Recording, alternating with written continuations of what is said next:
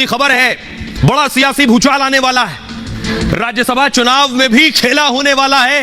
ये मैं ऐसे ही नहीं कह रहा हूं, अखिलेश यादव का खेल बिगाड़ दिया है बाबा ने ऐसी शतरंज पर बिसात बिछाई है कि अखिलेश चारों खाने चित। ये तस्वीर देख रहे हैं, योगी आदित्यनाथ को आप देख रहे हैं, योगी आदित्यनाथ वोट दे रहे हैं। ये वोट कल की तैयारी है, कल राज्यसभा का चुनाव है।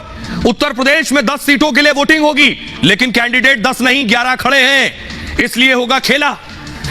ये योगी आदित्यनाथ को आप देख रहे हैं, विधायकों ने भी आज अभ्यास किया कि कल किस तरह से वोटिंग करनी है राज्यसभा की।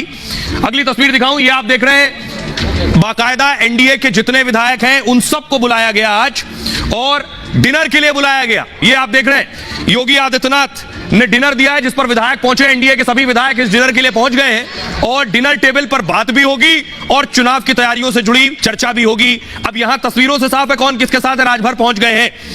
लेकिन अगली तस्वीर दिखाऊं, किनकी किस्मत का फैसला होना। ये बड़े बड़े दिग्गज हैं, ये सिर्फ 3 हैं, लेकिन 10 नाम अकेले यूपी से हैं जिनका राज्यसभा के लिए चुनाव होना है। लेकिन अखिलेश के साथ खेला कैसे हुआ ये मैं आपको बताऊं। अगली तस्वीर देखिए, अखिलेश चाह रहे थे राजा भैया साथ आ जाए, बड़ी मिन्नतें की, अपना दूध भी भेजा, लेकिन बात बनी नहीं। राजा भैया योगी के साथ। अगली तस्वीर दिखाऊं, दूसरा झटका ये देख रहे हैं, आज एनडीए के सहयोगी ओपी राजभर खुद राजा भैया से मिलने पहुंच गए और जो बची कुची बात थी पूरी तरह से अब राजा भैया योगी के साथ आ गए। अगली तस्वीर देखिए, जयंत चौधरी।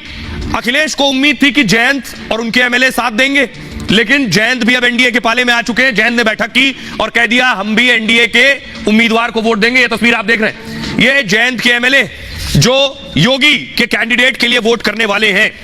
तो सवाल यह है कि राज्यसभा में बड़ा खेला हो गया है। इसका मतलब यह है कि योगी ने जो चाल चली है उससे 10 में से जो 11 कैंडिडेट उतारे गए 10 की जगह बीजेपी के ज्यादा कैंडिडेट जीतेंगे और अखिलेश का एक कैंडिडेट हार जाएगा। ये रिपोर्ट देखिए।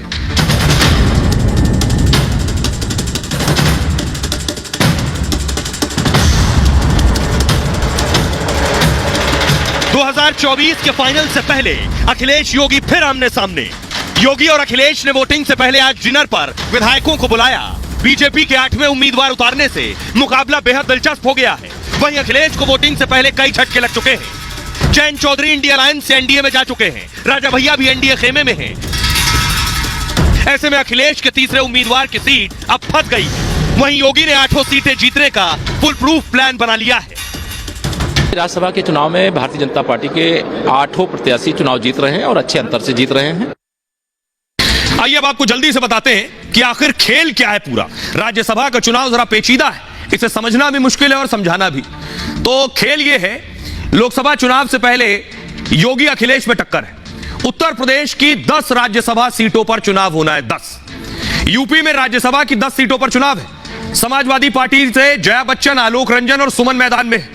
लेकिन बीजेपी ने 8 उम्मीदवार मैदान में उतार दिए, 3 अखिलेश के और 8 इनके मिलाकर हो गया 11। होने चाहिए थे 10। केवल 10 अगर मैदान में होते तो निर्विरोध चुनाव हो जाता। बीजेपी ने 8वां उम्मीदवार खड़ा कर चुनाव रोमांचक बना दिया है। 8वें उम्मीदवार की वजह से राजा भैया किंग मेकर बन गए जो इधर बैठे। राजा भैया ने चुनाव से एक दिन पहले बड़ा ऐलान किया, वोटिंग के दौरान उनके 2 विधायक बीजेपी के समर्थन में वोट करेंगे। अखिलेश ने भी राजा भैया से संपर्क साधा था, पिछले दिनों मैंने आपको बताया था। बीजेपी के 8वें उम्मीदवार हैं संजय सेठ। संजय सेठ बीजेपी के राज्यसभा सांसद भी हैं। बीजेपी के इस फैसले से अखिलेश मुश्किल में है। यह है मुश्किल। अब मैं आपको बताऊं कि आखिर खेला होगा कैसे, खेला करने के लिए क्या करना होगा, किसे कितने विधायक चाहिए, योगी के पास कितने विधायक हैं और अखिलेश के पास कितने विधायक हैं, मैं आपको समझाता हूं।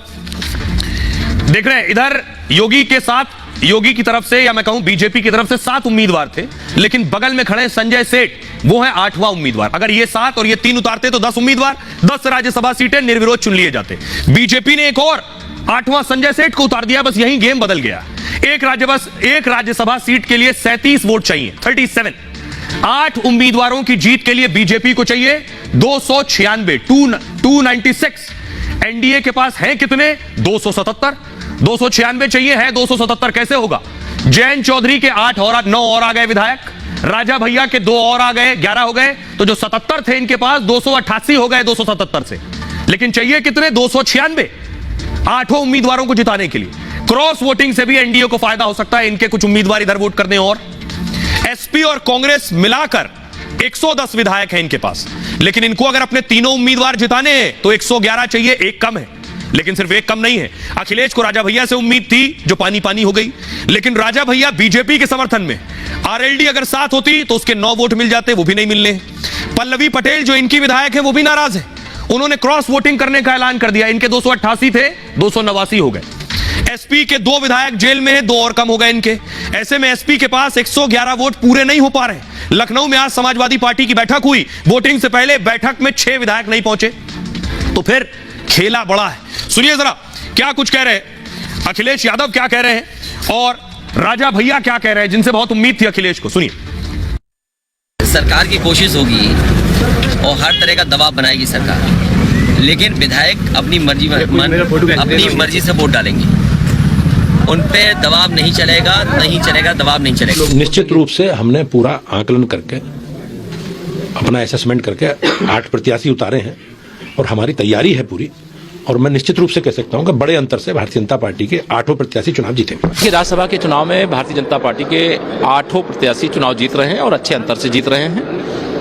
राज्यसभा के चुनाव को लेकर के भारतीय जनता पार्टी गठबंधन पूरी तरह से आश्वस्त है। समाजवादी पार्टी के साथ समस्या ये है कि अखिलेश जी इस विषय को नहीं समझ पा रहे हैं कि उन्होंने जो खुद कहा था वो अपनी बात से पीछे हट गए। अब उदाहरण के लिए उन्होंने कहा था पीडीए, अब राज्यसभा के जो उनके कैंडिडेट हैं वो पीडीए कहाँ हैं, वो तो एफडीए हैं, फिल्म स्टार, डायनेस्टी एंड अफसर। जब चुनाव हारने की खबर हो गई है तो कोई बहाना चाहिए। 22 के चुनाव में अखिलेश जी ने कहा कि ईवीएम में धांधली हुई जिससे हम हार गए। मैनपुरी जब चुनाव जीते तो उस पर टिप्पणी नहीं आई कि हम ईवीएम खराब था, कैसे जीत गए। तो जीतते हैं तो अच्छा है, हारते हैं तो बुरा है। जनसत्ता दल भारतीय जनता पार्टी के साथ है, मतदान करें। 8 की विजय सुनिश्चित है। अब आइए आपको बताऊं कि 8वें उम्मीदवार के लिए खेला कैसे होगा, कैसे होगी वोटिंग और कैसे होती राज्यसभा की वोटिंग।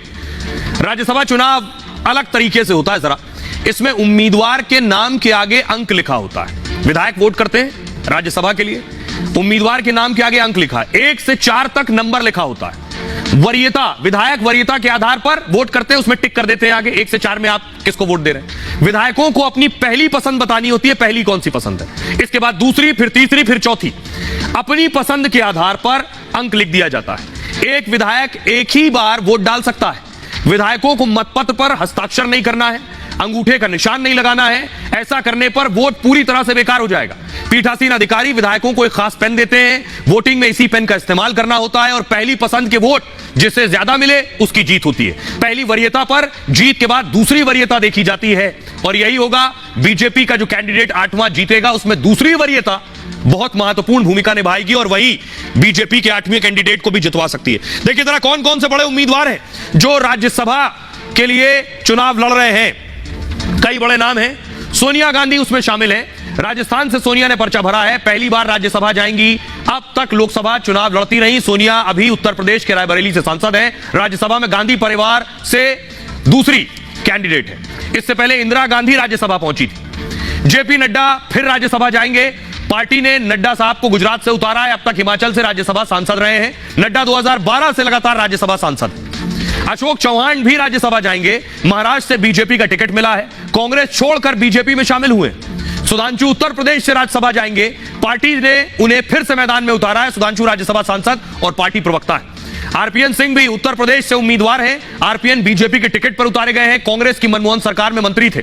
जया बच्चन उत्तर प्रदेश से उम्मीदवार हैं। जया बच्चन समाजवादी पार्टी के टिकट पर मैदान में है, उन्हें 4थी बार राज्यसभा का टिकट मिला है। अगला नाम है अश्विनी वैष्णव साहब का, जो ओडिशा से मैदान में है। बीजेपी ने इन्हें दोबारा टिकट दिया।